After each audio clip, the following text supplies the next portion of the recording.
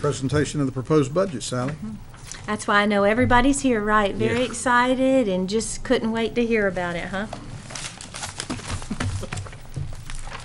Well, I'm kind of excited about it, and I know Karen's excited about it.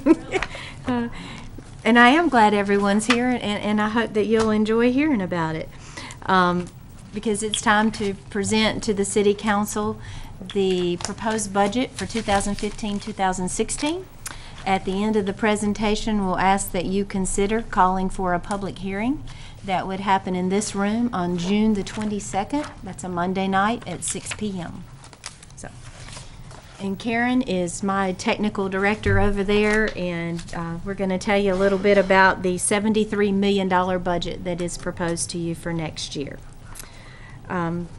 First thing is it is a $73 million budget, and that is a little bit of a decrease from the budget that we are operating under currently in the fiscal year that will end June 30th, about a 1% decrease. Now you get to hear about some of the details of the budget. We'll start out telling you that this budget does include some capital projects, and we'll talk a little bit about those in detail as we go forward. Almost $4.5 million worth of capital projects in the general fund, and a little over $5.3 million in all the utilities funds. And we'll get to talk about some of those and some things that we're excited about getting the opportunity to do. We'll tell you that we continue with the $73 million budget to work with our partners, and you see before you a list of the large ones of those. Redevelopment, BDI, the County Economic Development Arm, $254,000 from us to fund that. The library, the request is $232,500, and we fund part of the operations and some capital improvements at the library located in Morganton. We share those expenses for the capital with Burke County.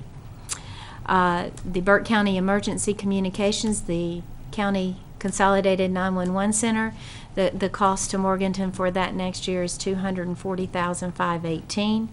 The Burke County Narcotics Task Force still funded at $20,000, plus we supply an officer to that. And then the Foothills Regional Airport, we're partners in that, as you know, with Burke County, Caldwell County, and the City of Lenoir. All four entities are being asked to fund that at $50,149. The larger portion of that being for capital projects, accumulation of dollars to match a federal grant that they will receive in several years for some improvements at the airport. Last year we talked a lot about the redevelopment of the Broughton property. With the new hospital, there's going to be about 1.2 million square feet of vacant buildings located there. And when you look at all of the state-owned property in that area, there's several hundred acres of property, and we are working with the North Carolina Department of Commerce, and very proud to be doing that, on looking at how that property can be turned into economic development, not only for Morganton and Burke County, but for Western North Carolina. Looking at opportunities, because we do not want that property to look like the two buildings at the school, at the NC School for the Deaf, that have fences around them and that are falling apart. We'll tell you that still at play, and something April was talking about, needs and necessities at state properties and infrastructure and all across this state.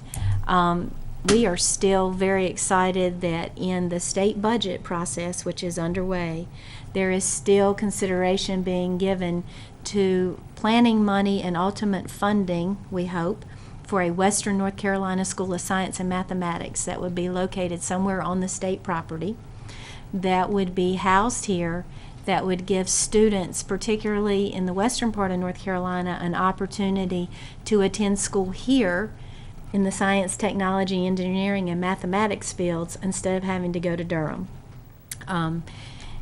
We think that that opportunity has a chance to be a catalyst to really set off the entire redevelopment of the state property, the Broughton property, and adjoining properties. Kudos to Burke County.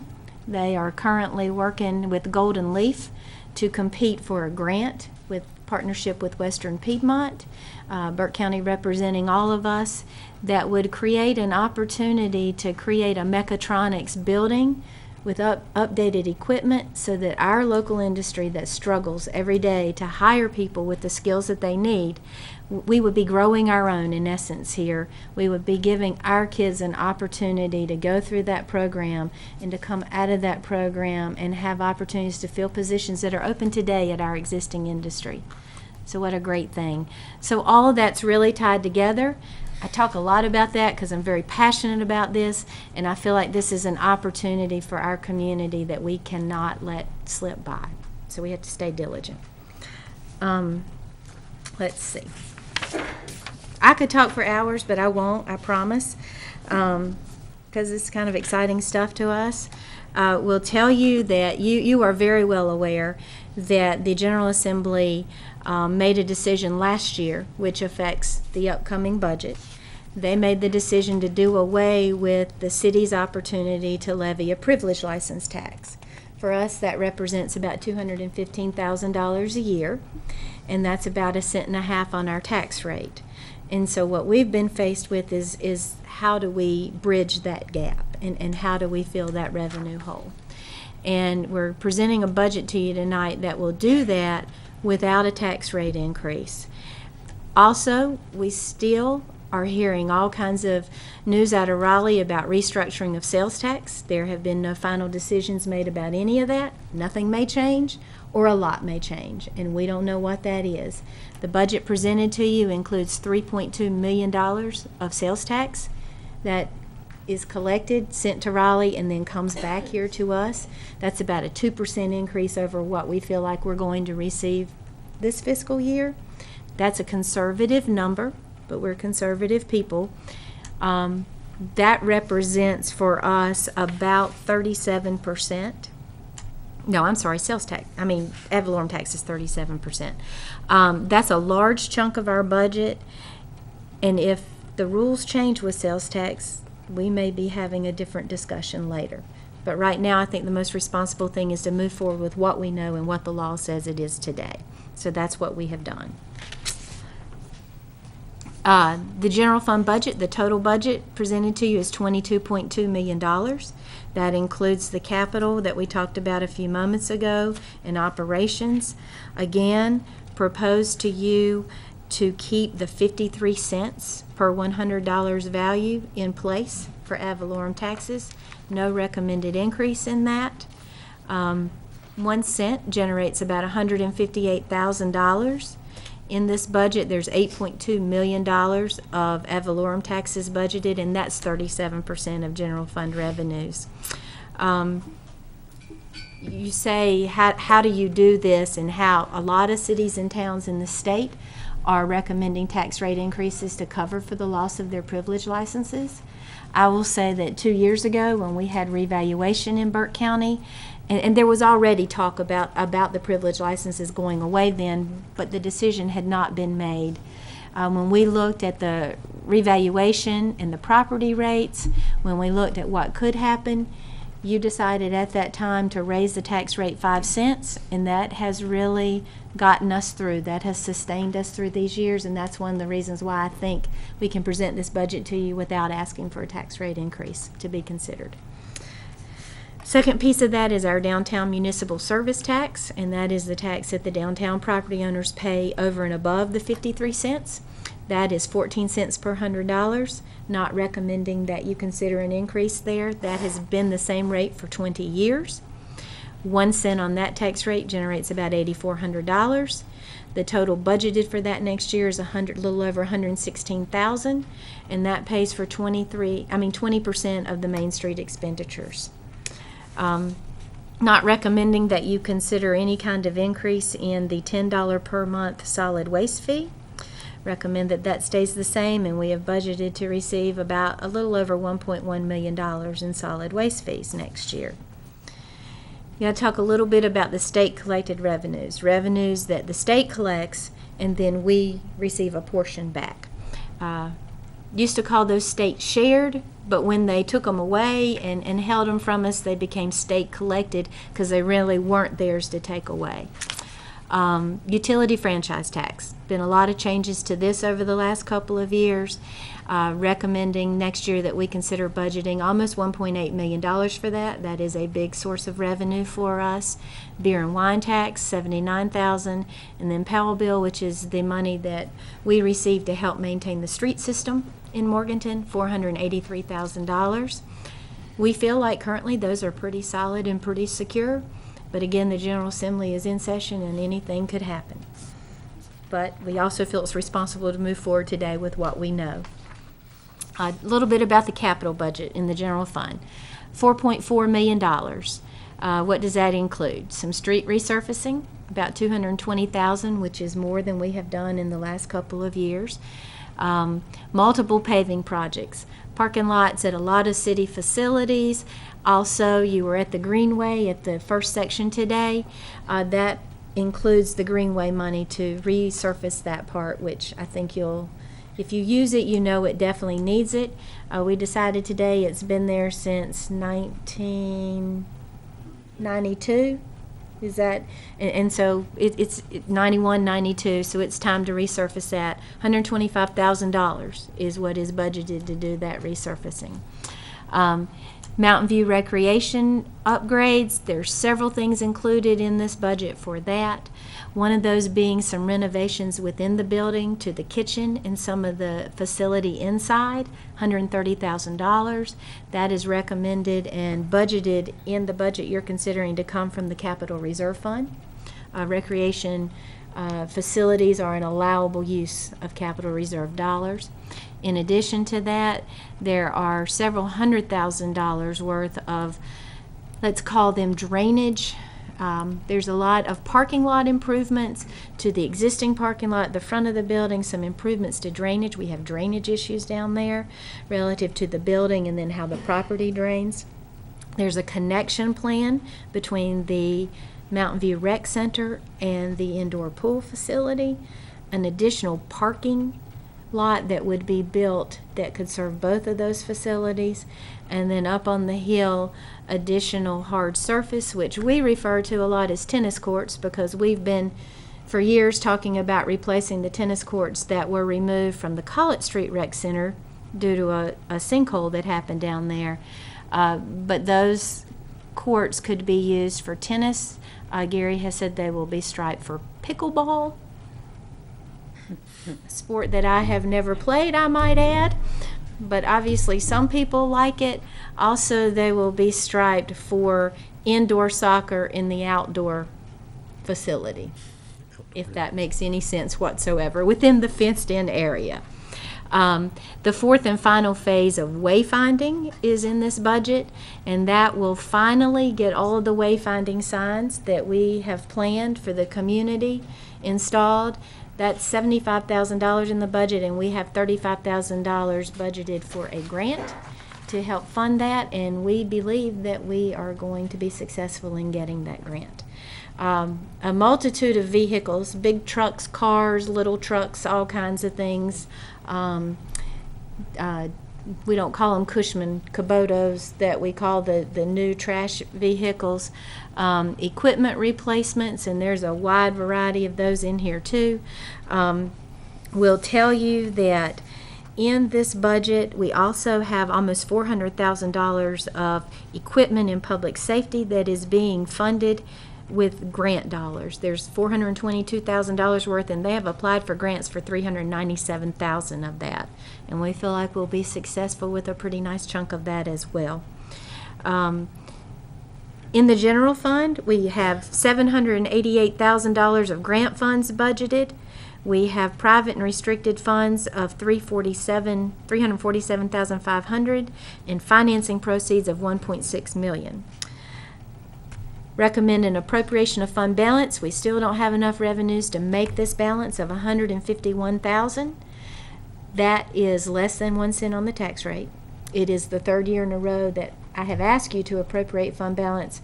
We did not end up using it last year, and we do not believe we will use it this year.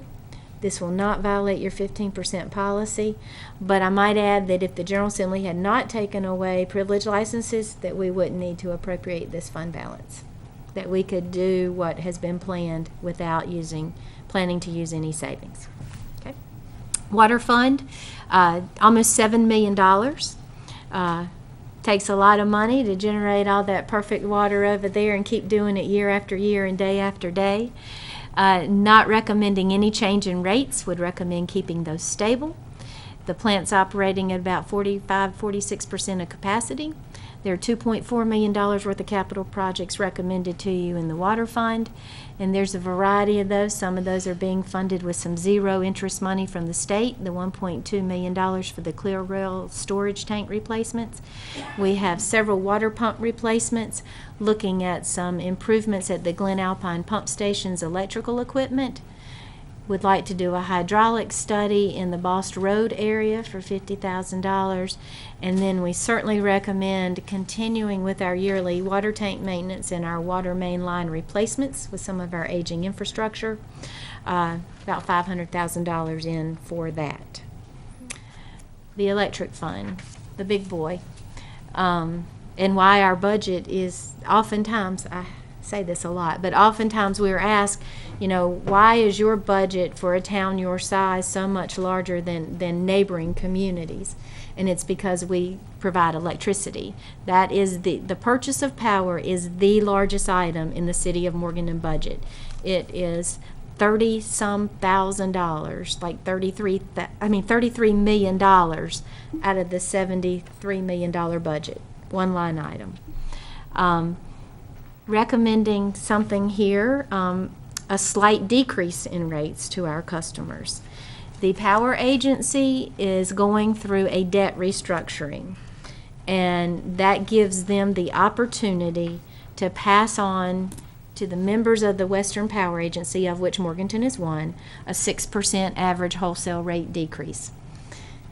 That's average for the 19 members in the power agency. When you look at our specifics, we believe, and it's a guess, but we believe that ours is going to be about a 5.7% decrease to what we are paying Duke Energy for the power that we are buying and then selling to our customers. So we are recommending a 2%, and that's an average, effective decrease with the August 1st billing. Not recommending to pass on the entire amount because there's a couple things I want to talk to you about that we would like to do. For the average household, and this is a conservative number because, again, we're pretty conservative and Brooks is too, about $2.50 a month. I know that's not a lot. Commercial and industrial customers expecting, depending on their type of usage and the type of customer they are, somewhere between $13 and $280 to $300 a month reduction. The other things that we recommend, we'd like to set aside some rate stabilization dollars, $350,000. We have not done that in more than a decade. And we would like to do that for several years, use part of the savings to do that, so that when we see wholesale rate increases years down the road, that we can mitigate those to our customers, and our goal to keep rates stable, because we've seen quite a few years of rate increases.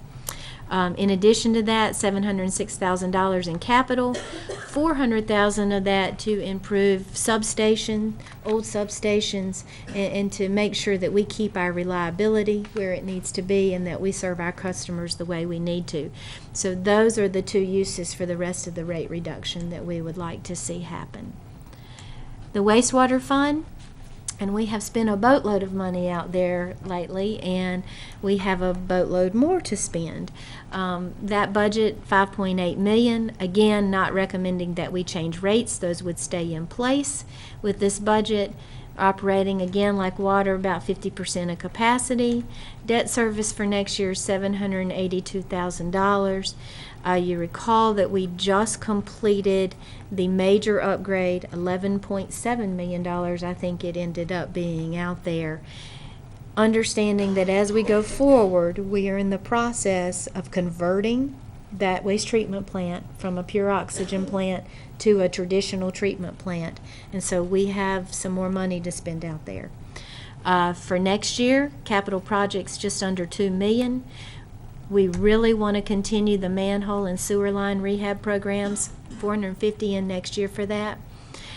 With the inflow and infiltration that we have reduced over the first 9 to 10 months of this fiscal year, that is water that gets into our system that comes to the plant that we treat that no one pays for. Stormwater, that kind of stuff. By doing the manhole and sewer line rehab, we value what we have saved this year at $266,000. And that's big. And that's really good. And that's awesome that you guys are doing that.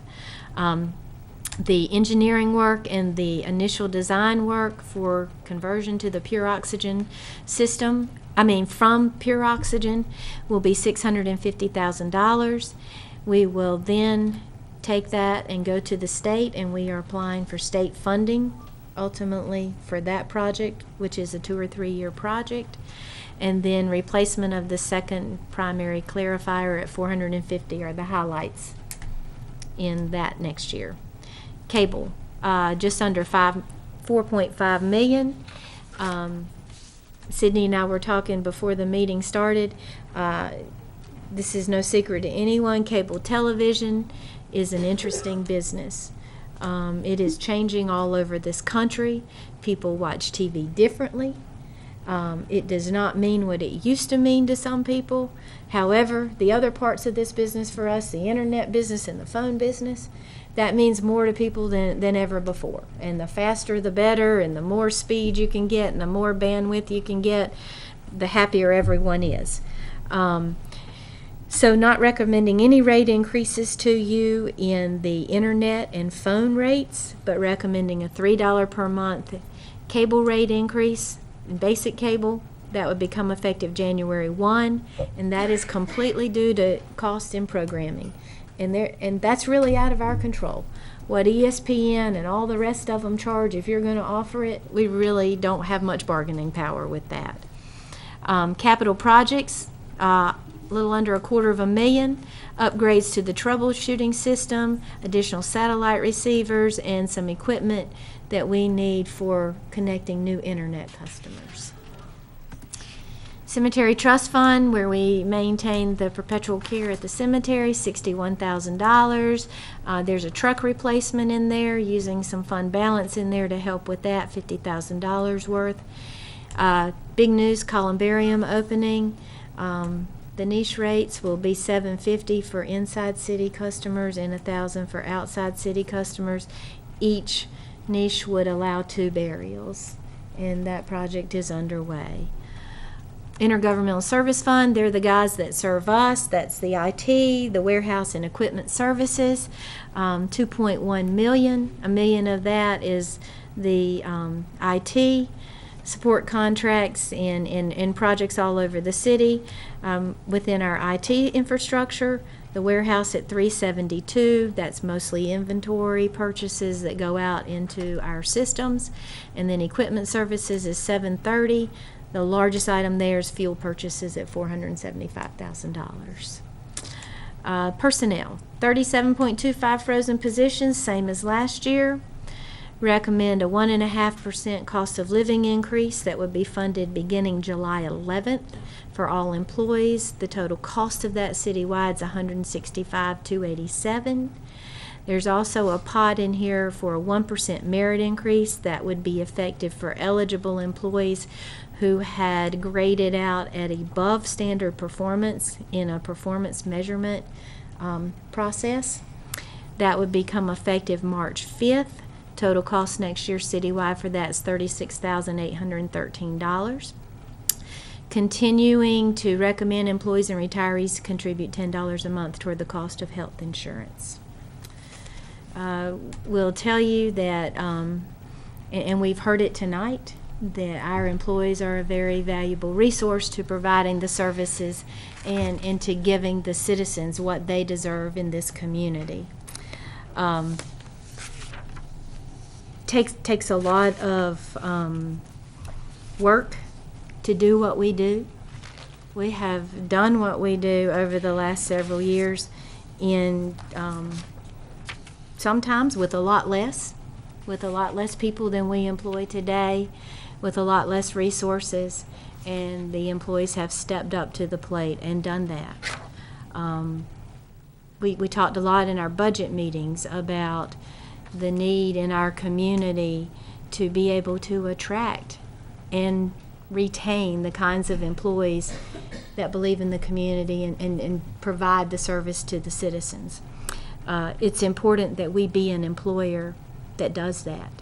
It's important that we recognize that we got a bunch of baby boomers in our workforce, and the millennials are coming, and those of us who are getting older are leaving, just like Major Bradshaw tonight, although he seems awfully young to get to leave.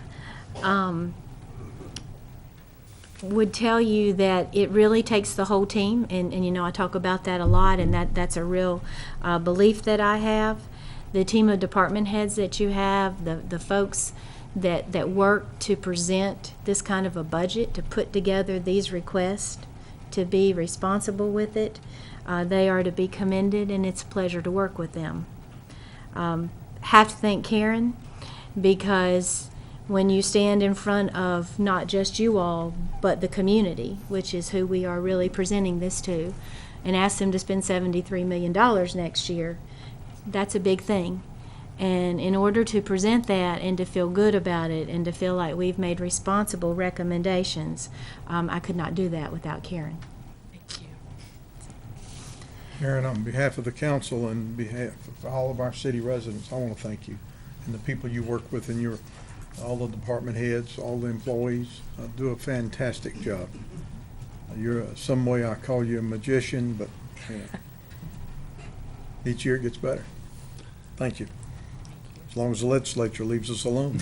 Well, we all work on that together, and you all have a part in that too, because you get to make the decisions, and you get to look at all of the requests, and ultimately you get to decide what's priority and what's going to get done and what's going to get funded, and you get to decide how we go about that, and hopefully then it's our responsibility to do that and to provide it to the citizens. Decisions in the last several years haven't been easy, and they've been tough. And you know, every year I like to refer in my budget message to a movie. I'm not really sure how that happened, but it did a few years ago, and it's kind of stuck with me. And this year in my summary, I talk a lot about the movie We Are Marshall and Coach Lingle and his speech to the 1971, I guess, team after the 1970 plane crash that took the entire team and coaching staff and several other folks from Marshall University after they left a football game at East Carolina University. It was tragic. And that movie is about perseverance. It's about the will to overcome. It's about not giving up. And it's about dealing with adversity. And in a lot of ways, that's what our community has done, because we have been in transition from a furniture and textile community to a new kind of community.